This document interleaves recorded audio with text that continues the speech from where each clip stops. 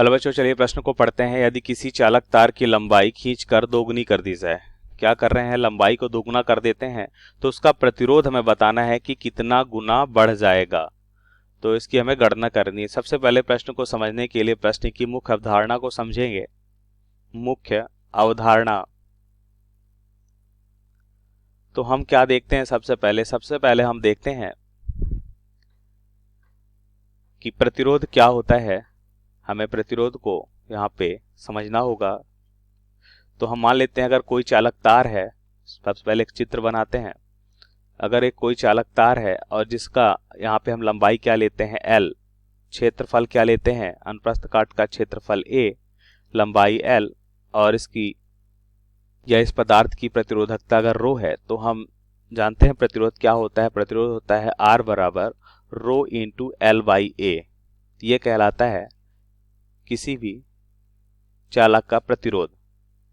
अब प्रश्नानुसार उत्तर को समझते हैं। सबसे पहले एक चित्र बनाते हैं यहाँ पे। तो ये मान लेते हैं प्रारंभिक स्थिति है जिसका इस चालक तार का हमने देखा क्षेत्रफल कितना है A और लंबाई L है। अब इसे खींचकर क्या करते हैं, दोगुना कर देते हैं। जब दोगुना करेंगे तो क्या हो जाएगा, देखिए इसकी लंबाई 2L हो जाएगी, इसका क्षेत्रफल परिवर्तित हो जाएगा। मान लेते हैं कितना हो जाता है, A डैश हो जाता है। क्या होता है, A डैश हो जाता है। तो हमें यह मालूम है कि इस चालक तार का आयतन इसका मतलब प्रारंभिक आयतन और अंतिम आयतन क्या मिलेगा, समान मिलेगा।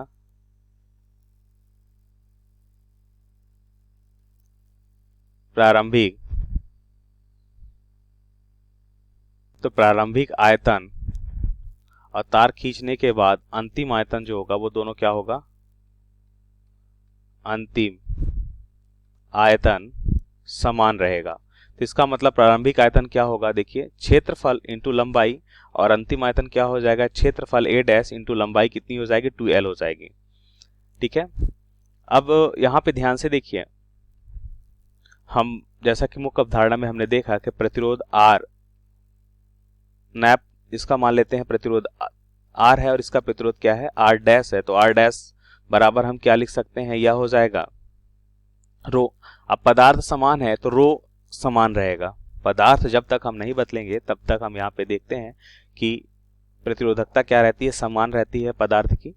रो इंटू L, इसकी लंबाई क्या हो जाएगी, L डैश, और इसका क्षेत्रफल क्या है, A डैश। तो ध्यान से देखिए यहाँ पे हम क्या लिखते हैं, R डैश बराबर क्या हो जाएगा, रो इंटू L डैश की अगर हम बात करें तो L डैश क्या हो जाएगा, L डैश हो जाएगा 2L, क्योंकि L डैश का मतलब यहाँ पे नए तार की लंबाई से है, और क्षेत्रफल A डैश के स्थान पे हम क्या लिख सकते हैं, ध्यान से देखिए। तो यहां से हम लिख सकते हैं A इंटू L। तो L से L तो क्या हो जाएगा, कैंसल, और यहां से हम लिख सकते हैं, इसे हम मान लेते हैं, या तो हम ऐसा करें कि इसे एक स्टेप और लिखें। तो ये L से, ये L है हमारा, तो L से L तो हमारा हो जाएगा कैंसल, और यहाँ पे हम देखिए लिख सकते हैं A डैश बराबर हमें क्या मिल रहा है, A बाई 2। क्या मिल रहा है, A बाई 2। इसे मान लेते हैं समीकरण 1। तो समीकरण 1 से A डैश का मान हम लिख सकते हैं, तो कितना हो जाएगा, A बाई 2। तो इसे अब हल करें तो हमें क्या मिलेगा, R डैश,